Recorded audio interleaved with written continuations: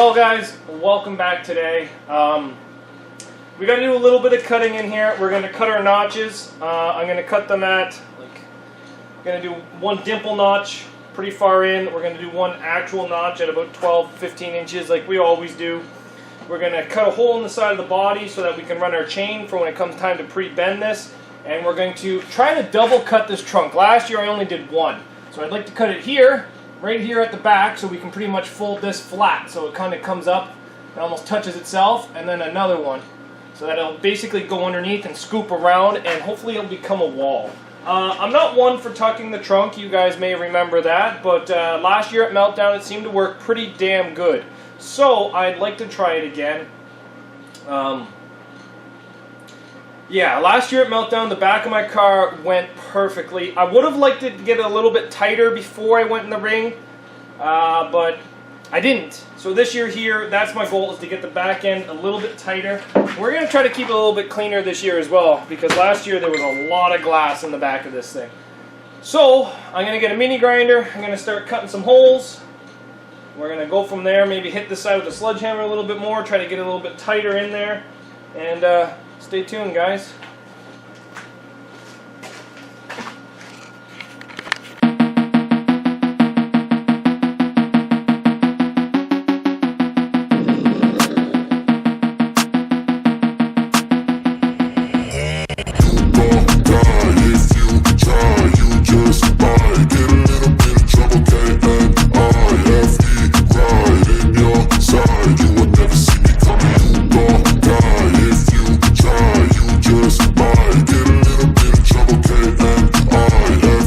So we've seat belted it closed now.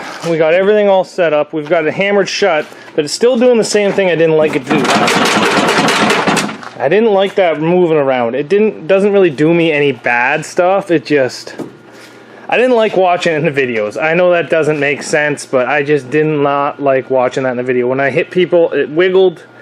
I didn't really like it. So I'm gonna have to try to find a way to fix that. But we got all the seatbelts in now. Had to climb in through the back because I can't fit in through there. We got the Caravan stow and go trailer hitch bumper put onto this. It looks fantastic. Remember guys, I don't want to come out wider than my frame rails because I did that in the past and I found out that it came in and hit my tires. So with this car here, I even have less wheelbase behind the tires. So I want to try to keep the bumper away from my tires. Yes, we're going to run 9-wire from the bumper through here around this. We're not going to do it yet because we still have to pre-bend the back of this up, and I can't really pre-bend it right now because there's no suspension in the back of it. It's a little smoky in here. Just stirred up the fire before I'm about to call it a night, just kind of burn it all out. But yes, we got a lot of work done to the back of this thing today. I'm going to go buy an air hammer. I'm going to read the rules a little bit more aggressively, see if I can try to weld a hammer to the end of this thing to try to make it so that I can just use the air hammer to get this all peened up really nicely.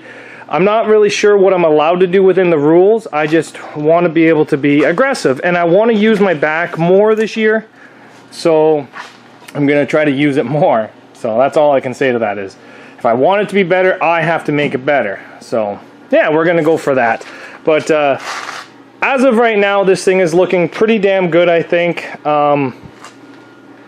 Would have liked for this not to rip apart, but you know what, guys, I live in Canada. You guys thinking you're northern USA Rust Belt, that you're good, sorry, you're bad. We're even worse up here.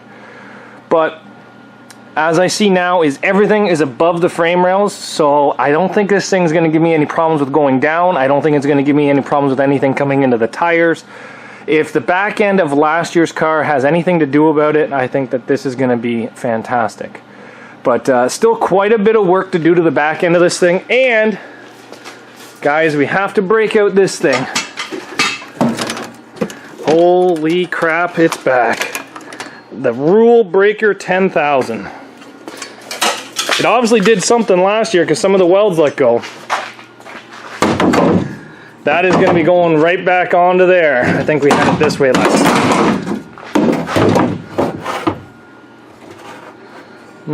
I'm not sure which way it was. I think it was maybe that way. Yeah, that way looks about right. Welcome back. This thing here has been a cause of controversy at Mini Meltdown for the past, I don't know, 3 years. But she's going to be welded onto, she's going to be bolted onto here. Going to fix that one bad weld, which is right there. And yeah, well, you know, guys, I gotta find a way to spice up the rules somehow. But it's kind of within the rules, it's kind of not in the rules. The first year they didn't let me run it, the second year they did. So I guess the third year will be the charm. 2 out of 3 or 1 out of 2? 2 out of 3 or 1 out of 3. We're gonna see who wins here. But still lots to do with this car. The cage is actually still in another car, but we're gonna have to get that out shortly, that's for sure. But guys, I might come back in here tomorrow and give this a quick vacuum because I'm trying to keep this car really clean. I know it's dirty as shit, but we got to come up with a name for this car too. I don't have a name for it yet. It's green. It's covered in like a mossy. It was slimy, but now that it's been inside, it's kind of dried up. So if you clean it, it comes off. You can see the clear coat underneath there. Let me just split that up even more for you there. But we got to come up with a name for this thing. I'm not sure if I'm going to clean it or not, but the green monster, I don't know, Loch Ness monster, I don't know. We'll have to figure it out. But it is. If you let this thing get outside and it rains on it, it does get very slimy and like you don't want to touch it because it's like bleh, all over it. But so much more to do to this car. Again, when it comes to the engine, I still haven't tried to fire this one. I'm not sure if this one will run or if we're going to put the motor that we ran last year, which actually kind of fell on its face a bit, but it started getting better near the end of it. Maybe we'll bring it in here and do a compression test. I'm not sure. So we still have to figure out what motor we're going to bring to Mini Meltdown this year. Would have liked to bring that thing, but unfortunately the rules do not allow it. So thanks for watching, everybody. We'll see you back here later on Zach's Workshop, and leave a comment of what you think we should call this car. Take care, guys.